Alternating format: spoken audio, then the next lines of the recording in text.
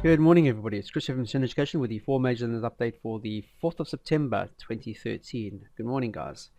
Looking at the 4 majors this morning, starting with the euro against US dollar.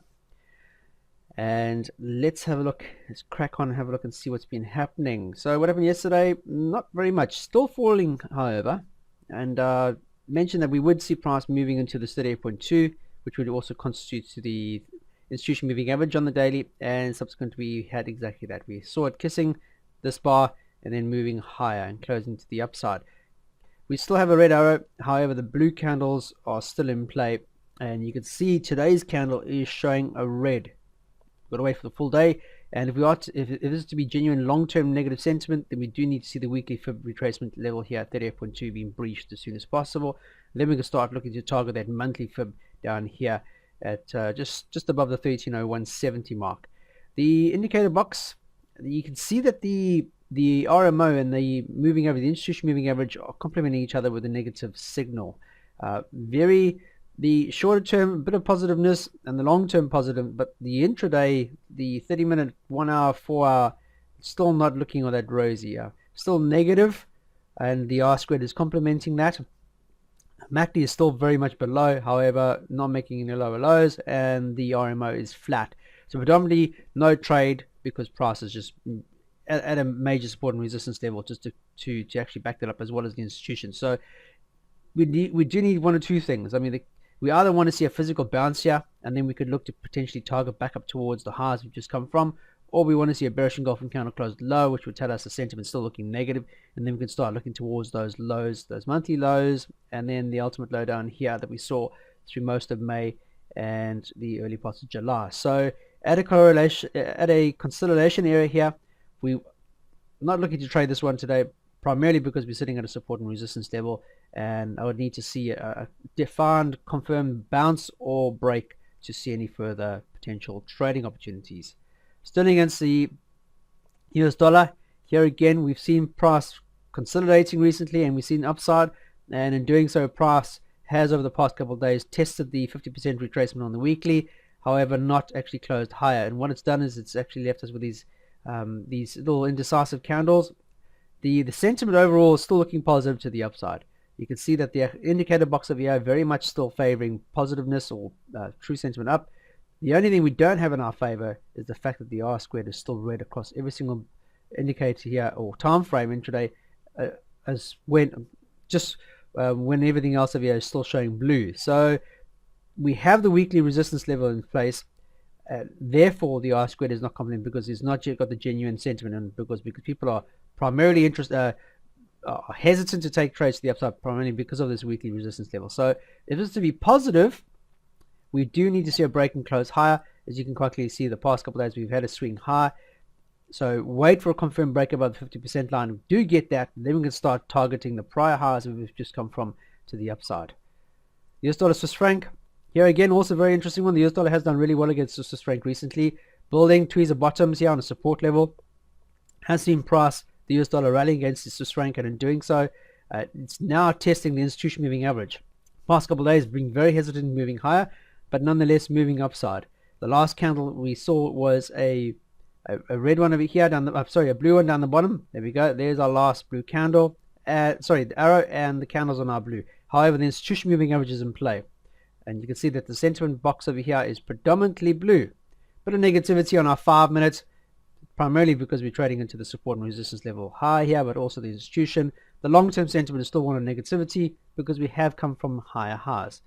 Okay, the RMO is this is the second confirmed day that we're going to see RMO above the zero line, which is a positive signal. And the MACD subsequently over the past couple of weeks has been starting to look more positive than negative, and it's led us to seeing this buying sentiment in this support area here. So what we want to see is a confirmed bullish engulfing candle above the institution over the next couple of days or the end of this week, and that would bode well for us to start looking towards these highs. So we can take the all-time high over here, for example, to the current low. You can see the 23.6. The 38.2 is in play as we speak, and then we can start looking. If we get a close above the 38, then we can start targeting the 50, which is a good 70 pips away, and then above the 50 we can look at the 61.8, which is another 69 pips away, and you get what I'm saying. So very, very important. Wait for confirmed break. We don't want to see an exhaustion candle like we saw previously when we got to this level. Rather get a confirmed support, a nice bullish engulfing candle there to confirm the sentiment still wants to go higher, and then we can start looking to target those potential fib retracement levels as potential targets for the foreseeable future. Last pair of the day, the US dollar, Japanese yen. As with the US dollar, Swiss franc, we are seeing the US dollar finding a bit of support, and it has done so on each occasion when prices actually fallen to the downside. Support on the institution, and yet again a week ago finding further support on the institution moving average recently. That also concurs with the 23.6 on the weekly fib, and price has actually bounced higher.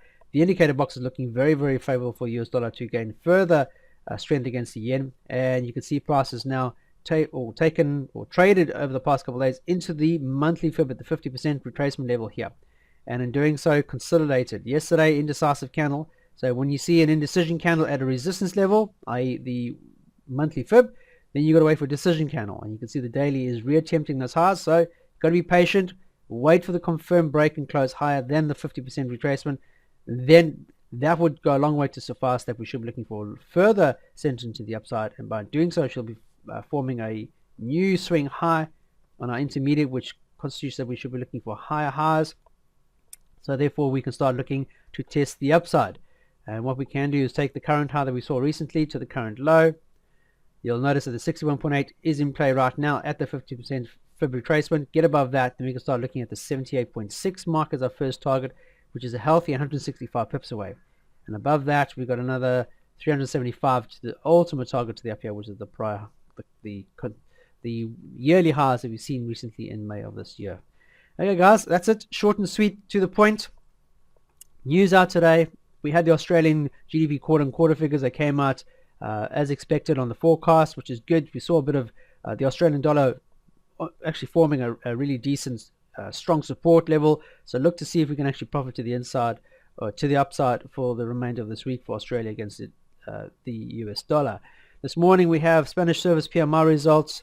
We also have the Italian service PMI results. That's from 8:15 this morning GMT right through to 9:45 this morning. Then sterling, we have the service PMI results at 9:30 a.m. GMT. Then we have euros retail sales month-to-month figures.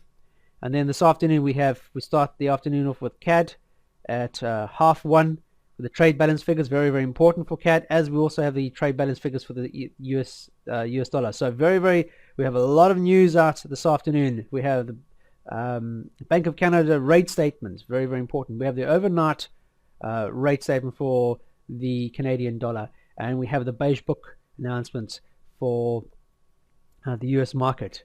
So there's a lot of news out today in particular, and I get a feeling that we are moving into non-farm this week, this Friday, first Friday of a new month. So we have non-farm payroll. So the next couple of days, Thursday and Friday, are going to be very, very a lot of data is going to be available, so you have to be well aware of that.